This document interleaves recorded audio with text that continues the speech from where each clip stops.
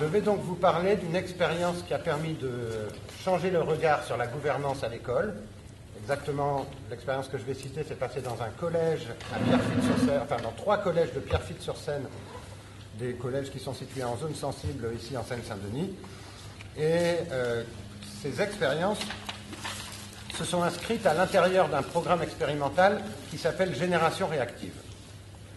Je pourrais vous donner des liens, il y a beaucoup de ressources dans un site internet sur ce programme-là. Ce programme visait à remettre la jeunesse, les jeunes, des jeunes, à l'initiative d'un dialogue constructif pour faire bouger, pour stimuler, faire bouger les politiques publiques de la jeunesse.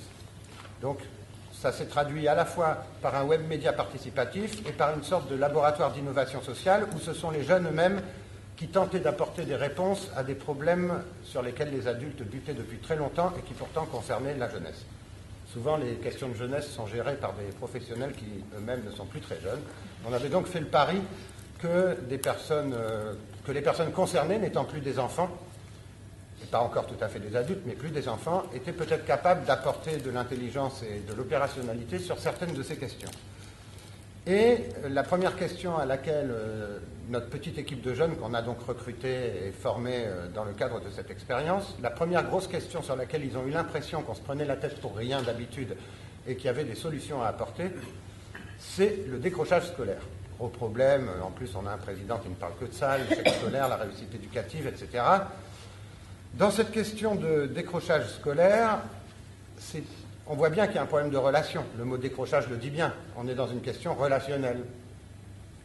Et on voit bien que la question c'est, est-ce que le dialogue, quel est l'état du dialogue entre les élèves et l'établissement?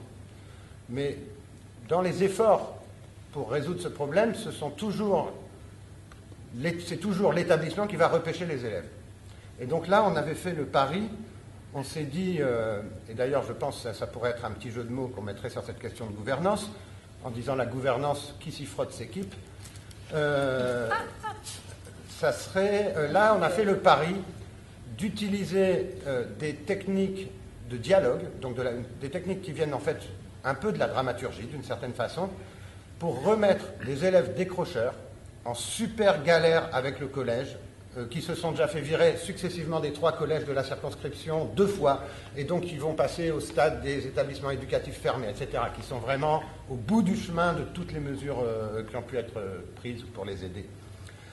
Et de travailler avec ces 6 élèves décrocheurs, de manière à les remettre à l'initiative d'un dialogue constructif avec tous les autres acteurs de l'établissement, les parents, les profs, le principal, les surveillants, le conseiller d'éducation, etc., etc. Alors voici comment on a procédé.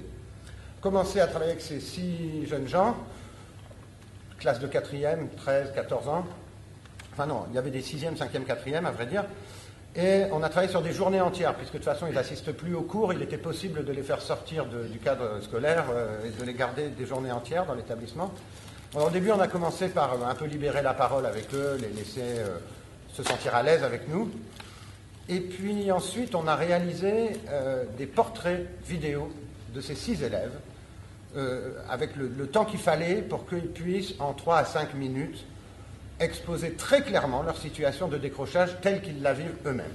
Donc, comment ils peuvent définir eux-mêmes leur situation d'élèves décrocheurs. Ensuite, on a regardé avec eux ces vidéos, ça leur a permis de comparer leur cas particulier. Et puis, on a travaillé avec eux sur la préparation d'interviews qui étaient destinées à des personnes représentant l'autorité pour le meilleur ou pour le pire. À savoir, dans certains cas, certains de ces élèves disaient, si je devais interviewer l'un des adultes, l'une des personnes référentes, le seul que je voudrais interviewer, ça serait le conseiller d'éducation, c'est le seul avec qui je veux bien discuter, les autres c'est mort. Donc ça c'est une personne ressource, pour le meilleur. D'autres disaient, moi s'il y en a une que je veux interviewer avant de lui mettre mon poing dans la gueule, c'est la prof d'anglais, parce que sinon, si je ne parle pas avec elle, ça va péter. Donc là c'était pour le pire. Mais bon, dans un cas comme dans l'autre, on leur proposait de conduire des interviews auprès d'1, 2 ou 3 personnes représentant l'autorité. Ils ont donc conduit ces interviews. Alors là, la présence des caméras est extrêmement intéressante. Parce que le passage par la vidéo, ça responsabilise absolument tout le monde. Je vous assure qu'un enseignant, par exemple, qui aura tendance à dire à ses élèves qui en ont fait des vertes et des pas mûres, qui ont fait des coups pendables à tout l'établissement, donc c'est toi, tu vas au fond de la classe et tu fermes ta bouche. Là, tout à coup, c'est tu dois comprendre, je prépare mes cours et tu sais, quand quelqu'un n'écoute pas, c'est très déstabilisant pour moi, etc. Donc là, on avait toute une rhétorique, toute une nouvelle forme de prise de parole qui était très intéressante pour les élèves décrocheurs parce qu'ils découvraient, d'ailleurs nous découvrions au passage en même temps, qu'ils ne pensaient pas que les profs étaient des êtres humains. Ils pensaient que les profs étaient des cerveaux sur pattes, étaient des gens jamais faillibles, qui savent tout et avec qui il est absolument impossible d'interagir de manière humaine. Et là, tout à coup, ils nous ont dit, j'avais déjà croisé ce prof au supermarché, mais j'étais étonné qu'il aille au supermarché. Mais là, je découvre qu'en fait, c'est un être humain, donc c'est normal qu'il aille au supermarché. Et donc, ils découvraient que c'était des gens qui avaient leurs propres faiblesses, leurs propres doutes, qui devaient travailler pour préparer les cours, chose incroyable, etc. Et puis, ils interviewent aussi le principal de l'établissement, le CPE, le coach sportif, des parents d'élèves, etc. On se retrouve donc au départ 6 élèves décrocheurs, 6 portraits. Ensuite, on a derrière 15 interviews réalisées d'adultes. 15 à 20, on était sur 17, je crois. Donc, on est déjà à 24 personnes solidement embarquées dans cette aventure. À ce moment-là, on revient avec nos 6 élèves décrocheurs et on fait un petit bilan avec eux. Mais ce bilan, on ne l'enregistre pas en vidéo, on le note à l'écrit. Et là, on publie tout ça sur un blog.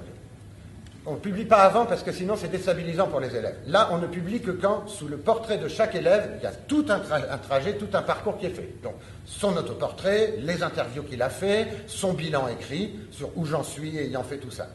À partir de ce moment-là, on franchit une nouvelle étape. On demande à toutes les classes de l'établissement, avec leurs profs en classe entière, de se rendre en salle informatique pour apporter des commentaires sur ce blog pour aider leurs camarades. Donc on a des centaines de commentaires, vous voyez sur un blog on peut mettre des commentaires, des centaines de commentaires qui sont mis là. Mais ces commentaires ne sont pas publiés tout de suite, parce qu'après on retravaille avec les élèves décrocheurs pour modérer, administrer ces commentaires. Donc qu'est-ce que je publie, qu'est-ce que je garde pour moi, à qui je réponds, à qui je ne réponds pas. Enfin, et là, on a ce travail sur le miroir aussi de se dire, voilà, qu'est-ce qui est acceptable pour moi de diffuser comme retour sur mon expérience, etc. À l'issue de cette étape-là, on a une dernière étape qui est une restitution publique. Et alors là, on a mis les gros moyens, on a fait des flyers super beaux avec une création graphique, et c'est les 6 élèves, Taïeb, machin, Koumba, Diallo, un tel, etc., vous invitent à une restitution publique sur le programme raccroché par les médias. Nous vous présenterons nos efforts et notre travail pour vaincre le décrochage scolaire. Et là, on diffuse 500 flyers, dont la moitié sont laissés aux élèves, donc ils invitent leurs camarades, ils vont chercher leur maîtresse de CM2 à qui ils veulent montrer ce qu'ils ont fait, ils vont chercher leurs voisins et tout. Et puis l'autre moitié, on le donne à l'équipe du collège qui fait venir l'élu à la politique de la ville, le vice-président du conseil général, les délégués de parents d'élèves, les représentants des associations d'insertion locale, etc.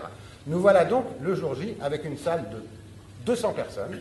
Donc on en est à 250 élèves ayant commenté sur le blog, plus 20 adultes ayant été interviewés, plus 6 élèves. Et là, pendant cette restitution publique, ce sont les élèves décrocheurs, avec un journaliste qui se contente de passer le micro et d'annoncer, qui présentent chacun, voici le travail que j'ai accompli, les vidéos parleront pour moi. Et ils montrent leurs vidéos, et ensuite ils refont leur bilan à l'oral, pas tout à fait identique à ce qu'il est dans le blog, parce qu'ils ont encore avancé, ils font un petit bilan. Et à l'issue de ces 1h30 de présentation de travaux, ils passent le micro à la salle en disant écoutez, nous on a eu pas mal de courage, on a fait tout ça, donc maintenant à vous. Et je peux vous dire que ce soir-là, il s'est passé quelque chose d'absolument extraordinaire dans l'établissement, puisqu'on a eu en direct et immédiatement devant nous des profs qui se remettaient complètement en question en disant je me rends compte que j'ai fait fausse route entièrement depuis plusieurs années dans ma relation avec ce type d'élèves, des surveillants qui s'offusquent qu'il n'y ait pas de lieu d'écoute sur l'heure de la cantine, des profs volontaires bénévolement pour occuper une demi-heure de cette heure d'écoute sur le temps de la cantine, des surveillants abondants dans ce sens, le CPE donnant la clé de son bureau pour que dès demain puisse être mis en place ce lieu d'écoute sur l'heure de la cantine, l'élu prenant la parole pour financer pour l'année prochaine l'ouverture et la mise aux normes d'un lieu d'écoute sur l'heure de la cantine, etc., etc. Et voilà, donc c'était cette expérience que je voulais vous raconter.